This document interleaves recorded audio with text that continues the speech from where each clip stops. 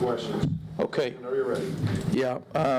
Before I get going on our plan for Georgia and answer your questions, I do want to just take a minute and offer my condolences to one of my good friends, Sean Clark, and his family, Janelle, and their two kids, Braxton and Gianna.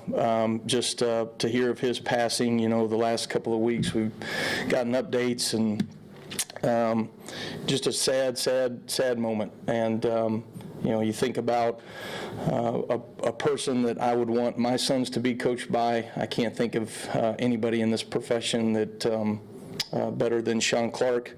He's a fantastic human being, great energy, loyal, thoughtful, and certainly I was glad to be able to call him my friend. So, the profession is tough sometimes when you lose people in any profession, but certainly you move on and you continue to work and do the things that you need to do. And so, for this week, looking at Georgia, we're certainly excited about this opponent. Have tremendous respect for Coach Smart and Coach Bobo and the way they operate offensively. I think they've done a really good job with their quarterback and Gunnar Stockton. I think he's operating very efficiently right now. I think what they're doing with him and the grit and toughness that they have shown. Great football team that will be a tremendous challenge.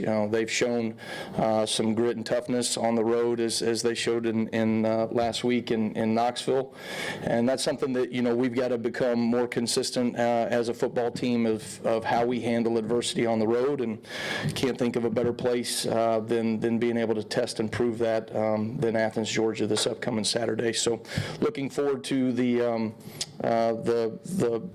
game, and there's a lot of work to be done between now and then, and certainly our players have done a great job in the bye week in preparing ourselves to kind of get a jump on the week. So we're in a good place. Looking forward to the work in the week ahead. Thank you, Coach. Let's start on the far left, Chase. Could you speak to the challenge that Georgia's offense presents with its running game, and to that point, how do you feel about the way your defense is executing run fits right now? Yeah, I think we are taking strides. Every team is working to get better, and those are the things that I've told our guys. Everybody has issues right now, but everybody's got to work to get themselves better, and the good teams are the ones that just better themselves week by week. I think our run fits are improving as we go. I don't think we're where we want to be, and certainly I think there's some things that we've put on tape that we're going to have to answer for as we go down the season, things that I would imagine Georgia and other teams in the SEC are going to try to expose, and so we want to make sure that we have a plan for those things. But I think our guys have been very locked in. The work that we've done thus far, we've had a good off season or bye week, off week of practice, and I think for you think about this team, this is a tough, gritty. Their backs run hard. They're physical, and so it's ultimately going to be about bringing a grown man to the ground, right, and the physicality that it takes to do that over and over.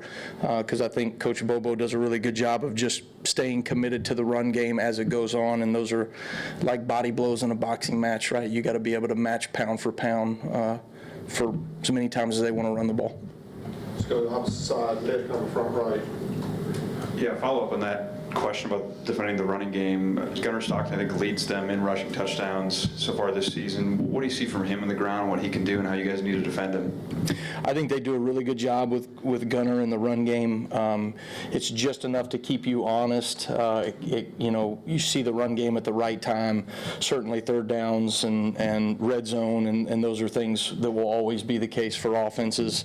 But he's a physical kid. He's tough. He's gritty.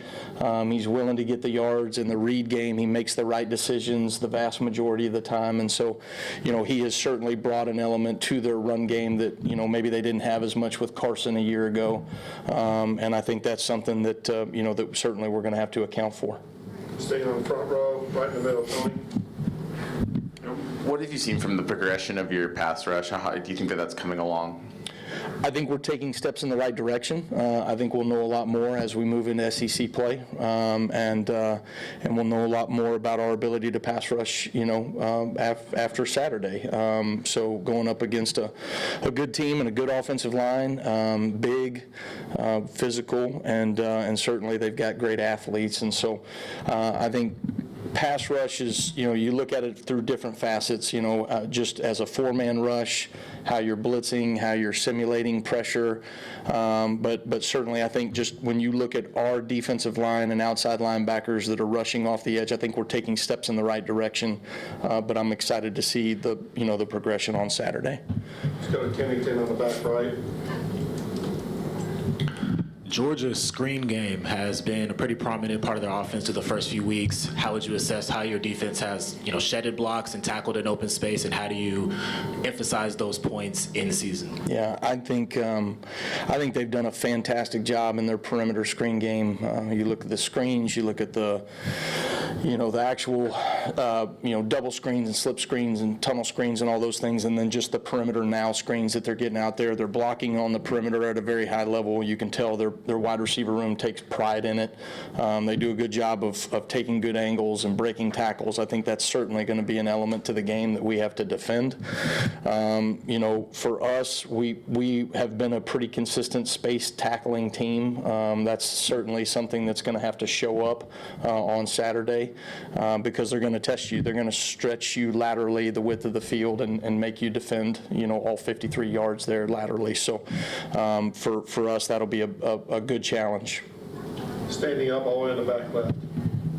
Hesitant and timid were ways that you described the week one performance. How do you avoid that happening again on the road against another elite opponent? Yeah, I think it's on the forefront of all of our minds. I think we've talked about it and made an emphasis, and yet at the same time, right, you got to take the next steps forward. But I think locking your jaw on the road, having a mentality of adversity is coming, and how you're going to be responsive and not reactionary to adversity is a major aspect to overcoming adversity on the road. And I think that's something that we have to show that we can do a better job of as a football team.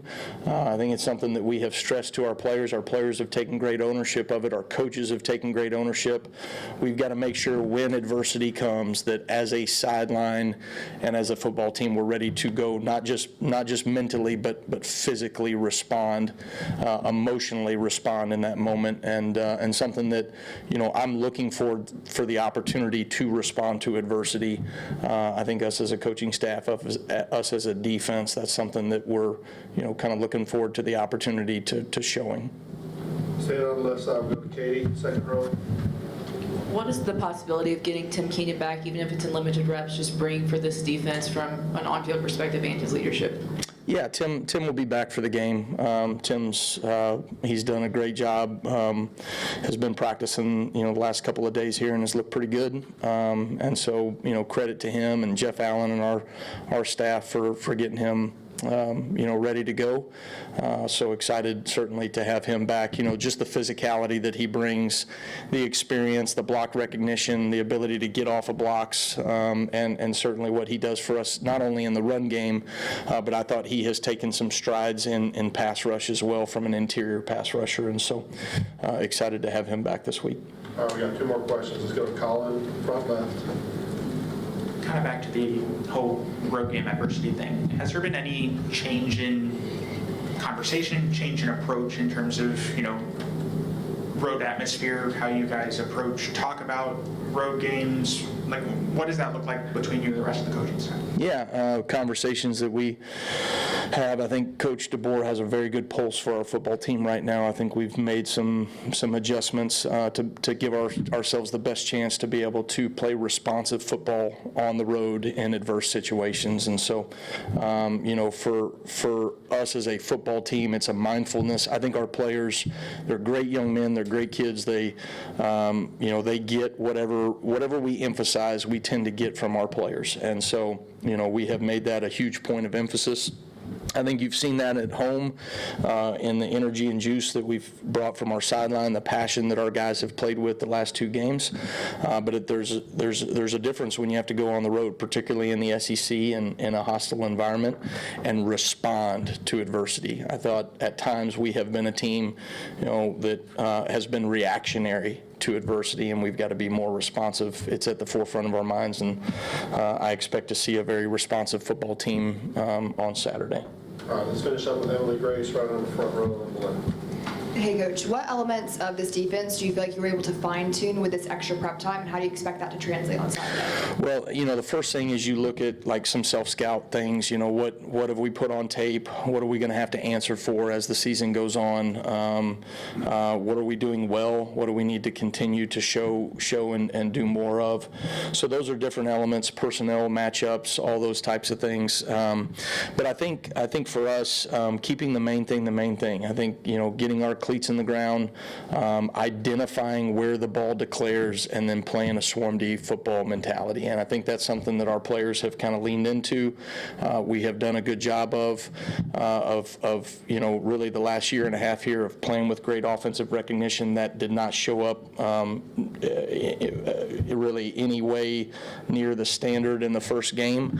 And so getting back to playing that style of recognize where the ball's going to be, where the ball declares, and then going and finishing and playing. I think that's something that we've got to make sure continues as we get into SEC play.